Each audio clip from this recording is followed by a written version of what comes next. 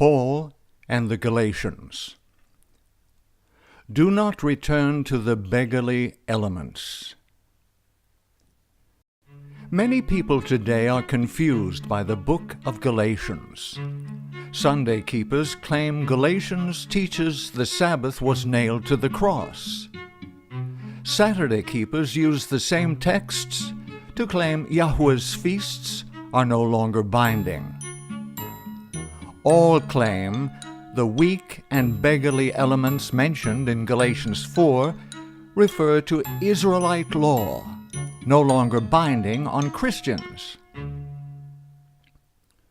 An understanding of the issues involved reveals something entirely different.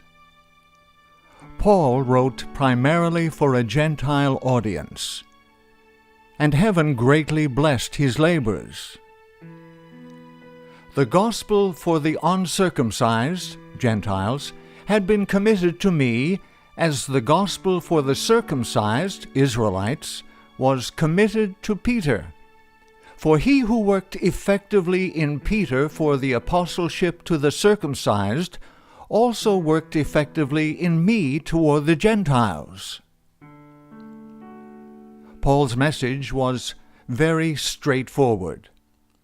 For by grace you have been saved through faith, and that not of yourselves. It is the gift of Yahweh, not of works, lest anyone should boast. Satan sought to disrupt the tremendous success attending Paul's ministry among the Gentiles. He inspired Pharisees who had converted to Christianity to corrupt Paul's message of salvation by faith. The message brought by Christian Pharisees was salvation by works. The Pharisees always added extra laws to Yahweh's law. These extra laws were known as the traditions of the elders. Yahushua repeatedly denounced these Pharisaical additions to the divine law. The Pharisees bind heavy burdens, hard to bear, and lay them on men's shoulders. When the Pharisees asked Yahushua why his disciples broke the tradition of the elders, his response was, "Why do you also transgress the commandment of Yahweh? Because of your tradition." Christian Pharisees, known as Judaizers, taught the Gentile converts that they must be circumcised in order to be saved. And certain men came down from Judea and taught the brethren, "Unless you are circumcised according to the custom of Moses, you cannot be saved."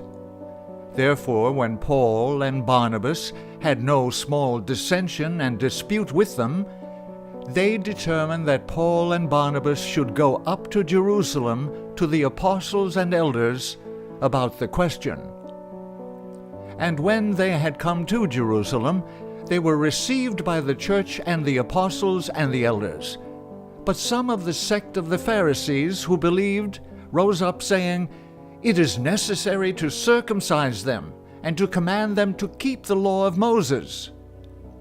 So the apostles and elders came together to consider this matter. The apostles concluded the Judaizers were wrong. Circumcision, necessary for salvation, was not required of the Gentile converts. The Jerusalem decree stated, "The apostles and elders and the brethren, to the brethren who are of the Gentiles, since we have heard that some who went out from us have troubled you with words, unsettling your souls, saying, 'You must be circumcised and keep the law,' to whom we gave no such commandment, it seemed good to us to lay upon you no greater burden than these necessary things, that you abstain from things offered to idols, from blood, from things strangled, and from sexual immorality. If you keep yourselves from these, you will do well. This should have settled forever the issue, but conflict with Judaizers remained an ongoing problem, and Paul was repeatedly called upon to address. This was the situation when Paul wrote his letter to the Galatians. Judaizers had told the Galatians salvation by faith was not enough. In order to be saved, they must also be circumcised. But when the Galatians were turned from faith to works, they did not stop with the works which the Pharisees recommended and urged. Having at first been heathen, and having now been driven back from faith to works, they took up their own heathen works as well as the works which the Pharisees recommended. Having been turned from the Spirit to the flesh, it was only to be expected that they would do this, seeing that the ways of the heathen were more satisfying to their flesh than the ways of the Pharisees could be, because these were the things to which their flesh had formerly been accustomed. When Paul received the news, he was heartsick. He knew that by the deeds of the law no flesh will be justified in his sight, for by the law is the knowledge of sin. Paul immediately wrote the Gentiles, "A man is not justified by the works of the law, but by faith in Yahushua. For by the works of the law no flesh shall be justified." O foolish Galatians, who has bewitched you that you should not obey the truth? Did you receive the Spirit by the works of the law, or by the hearing of faith? Are you so foolish? Having begun in the Spirit, are you now being made perfect by the flesh? Paul wanted to reestablish their faith in the merits of the Savior's blood as the all-sufficient sacrifice. No deeds performed by man can save anyone. It is in chapter 4 many become confused by Paul's message to the Galatians. When you did not know Yahweh, you served those which by nature are not gods. But now, after you have known Yahweh, how is it that you turn again to the weak and beggarly elements to which you desire again to be in bondage? You observe days and months and seasons and years. I am afraid for you, lest I have labored for you in vain.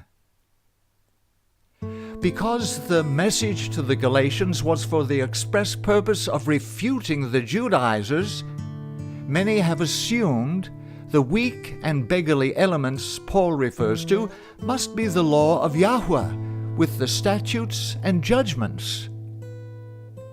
The statement, "You observe days and months and seasons and years," is offered as proof the Sabbath and the annual feasts were nailed to the cross and are no longer binding. It must be remembered, the Galatians were Gentiles.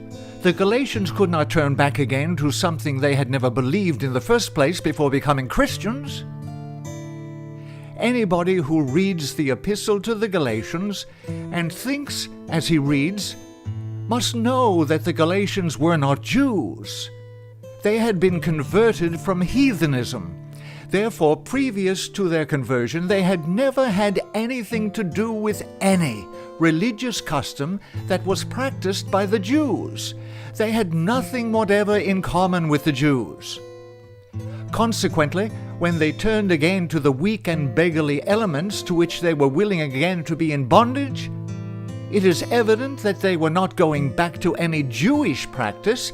They were going back to their old heathen customs. Paul loved the divine law. He would never have disparagingly referred to Yahweh's law as weak and beggarly. Rather, he emphatically stated, "The law is holy, and the commandment holy and just and good." The apostle had just stated that before they knew Yahweh, they were in bondage unto them which by nature are no gods. And now, having been turned from Yahweh, they turned again to those things and again to that bondage.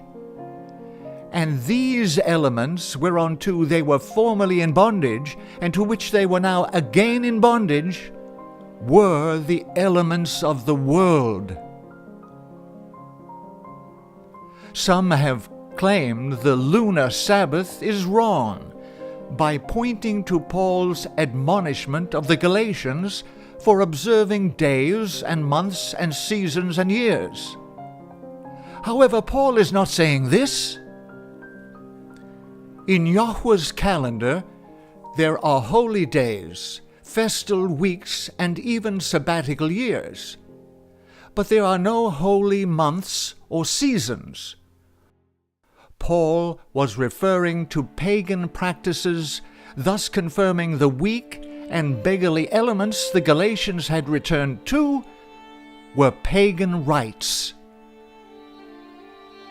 Among the pagan practices to which the Galatians returned were the observance of certain celebrations. These were the very observances which Yahweh had warned against when the Israelites first entered Canaan.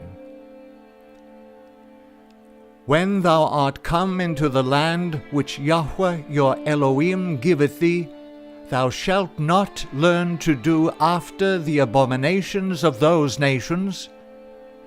There shall not be found among you an observer of times, or an enchanter, or a witch, or a charmer, or a consulter with familiar spirits, or a wizard. For all that do these things are an abomination unto Yahweh. And because of these abominations, Yahweh thy Elohim doth drive them out from before thee. Galatians powerfully affirms salvation is a free gift to all by faith, not of works, lest anyone should boast. For in Yahushua neither circumcision nor uncircumcision avails anything, but a new creation. And as many as walk according to this rule, peace and mercy be upon them. Paul was specially chosen by the Savior because his deep understanding of the Scriptures enabled him to see much many others could not see. The Christian life changes things.